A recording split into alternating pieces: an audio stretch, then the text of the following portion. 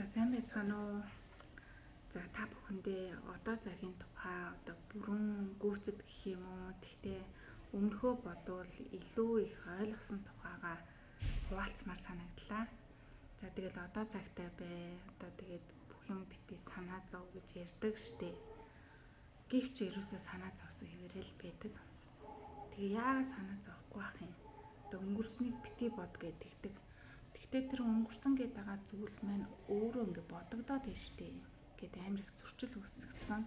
Тэгэл байнга бодогдоод нөгөөдгөө бодоол бодлого яадын тэгтээ тэргүй энэ асуудал надад тулгарсан юм чинь би энэ асуудлыг бол байнга бодно гэж аягүй боддог.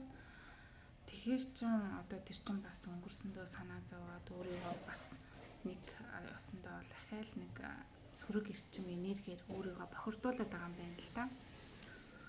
Тэгээ яг өнгөрснөөс бид нар юу суралцах вэ гэдгийг л бодно. Надад энэ зүйлүүд тохиолдсноороо өнөөдрийн намайг бий болгосон юм байна. Энэ зүйлүүд надад туршлага болсон юм байна гэдэг зүйлүүдийг ойлгоод орхичих юм байна. Харин ирээдүйн тухай яагаад санаа зовох хэрэггүй вэ гэдэг нь ирээдүй болоогүй байгаа байхгүй юу? Тэгэхээр тэрийг төсөөлөөл бодоол миний амьдралстаа сайхан болно доо эсвэл миний амьдралстаа ингээд сөргөөрөө дуусчих болов. Ингэж болоо тэгч болов. Ялангуяа ингээ хүүхдүүдтэй их санаа зовдөг. Миний хүүхдүүд аж аргалтай амьдрах болов. За дээрэс нь ээж аавда тий ээж минь нас барчих болов. Аав нь одоо яачих бол гэдэг ч юм ах дүүс минь тэгчих болов гэдэг маш их санаа зовнол байдаг. Харин тэгж санаа зовч тэр сөрөг эрчим үүснээр өөрөө эргээд өөрийнхөө энергийг одоо ингээ бохирдуулаад багасгаад байдаг юм байна. Тэгээд санаа зовсноороо тэр хүмүүст бол тус болдоггүй харин ч ингээд эсрэгээрээ хор болж ин гэсэн үг. Сөргөөр одоо тэр одоо ирээдүйг нь програмчлалт зурж ийна гэсэн үг байхгүй юу? Тэгэхээр аль болох тэр болоогүй зүйл битгий санаа зовоо. Одоодоо бай гэдэг байгаа. Тэгээд тэр нь ямар учиртай вэ гэхээр одоо эд баялаг хүсдэг, сайн сайхан амьдрал хүсдэг. Тэхийн тулд тэр амьдралд хүрэхийн тулд одоо миний энерги, бидний энерги, дотоод энерги маань дүүрэн байх хэрэгтэй юм байна л да. Тэгтэл дүүрэн байх энерги ингээд санаа зовоод харамсаад ингээд өнгөрүүлчих юм бол тэр энерги маань ингээд баг багаар хорогцоор байгаад тэр эд баялаг сайхан амьдралынхан тэр энерги байхгүй болчт юм байна. Ийм учраас өөрийнхөө төлөө, эргэн тойрныхаа хүмүүсийнхээ төлөө сэтгэл санаагаа тайван байлгаж одоо энерги дүүрэн байлгах нь маш чухал юм байна гэдгийг ер нь бол ойлголоо. Тэгээд ийм сайхан гоё амгалан тайван тий энерги дээр маш гоё одоо шин одоо гинтийн бэлгүүд бол ирдэг. Тэгээд ирээдүйд юу тохиолдох нь одоо харагдаж эхэлдэг гэдэг зүйлүүд байд юм байна гэдэг энэ ойлголтыг ойлголоо. За жишээлх юм бол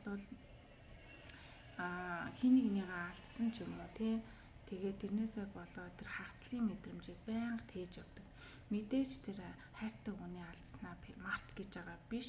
Зүгээр тэрэнд одоо үүсэх тэр хандлагыг одоо бий болгоно гэсэн үг. Яг тухайн үед бол би бол хүүхэд байсан учраас маш их хагцлын мэдрэмжтэй байгаа.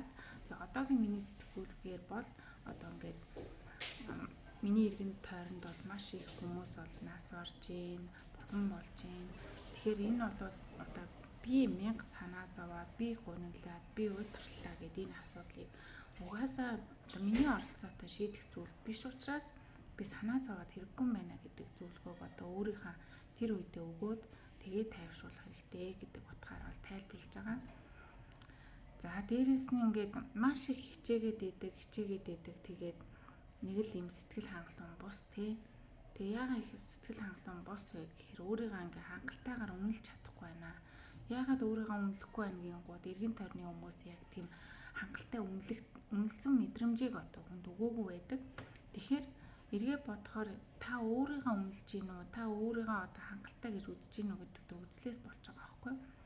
Тэгэхээр хин нэгнээс болж өөрийгөө одоо дутуу үнэлэх, өөрийгөө хангалтгүй гэдэг мэдрэмжийг авснаас болж өөрийгөө голох тэр мэдрэмжийг авч байна. Тэгэхээр яг одоодоо төвлөрнө гэдэг нь болохоор өөрийгөө гой бүрэн дүүрэн үнэлээ тий. Би яг өөрийнхөө хэмжээнд бол хангалттай байгаа. Би өчигдрөөс илүү сайжирсан гэдгээ бүрэн дүүрэн хүлээн зөвшөөрөх хэрэгтэй. Эсвэл би гуны готролтой асуудалтай байгаа бол тэрийг ч гэсэн хүлээн зөвшөөрөх хэрэгтэй. Өөрийгөө байгааг нь хүлээн авах хэрэгтэй. Бусад хүмүүсийн нөлөөллөөр ингээ өөрийгөө тодорхойлохгүйгээр тэр яг одоо байгаа нөхцөл байдлаа хүлээж аваад засгийн засаад гой болох юм болгоод ингээд явах хэрэгтэй юм байна. За ийм байна. Тэгээд та бүхэндээ амжилт хүсье. Яг одоо байгаа сэтгэл санаагаа гоё эрүүл байлгаараа тэгээд дотроо буглаж хадгалж байгаа тэр зүйлүүдийг яриараа гэж хүсэж байна. Тэгээ ярих боломжтой найз нөхөд хамаатан садан байдаг бол сайхан яриараа боломжгүй бол сэтгэл зүйч коучтой холбогдож бас ярилцах цаг аваад ингээд гоё дотоодоо уудлаа чөлөөлөгдөөсэй гэж хүсэж байна.